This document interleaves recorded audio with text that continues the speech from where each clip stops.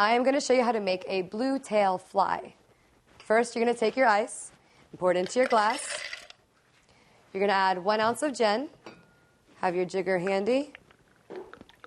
Pour your ounce in, just like so. You're going to add 1/2 ounce of blue Curaçao.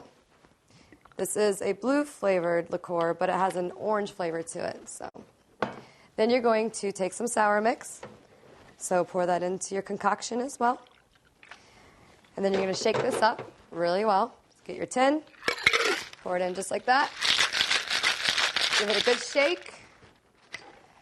You're going to grab your glass,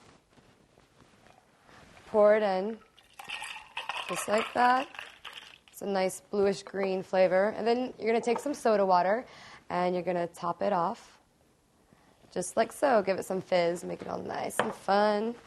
Add your straw. You can add a cherry or whatever. If you're a guy, you don't have to. If you're a lady, throw it in. And enjoy your Bluetail Fly.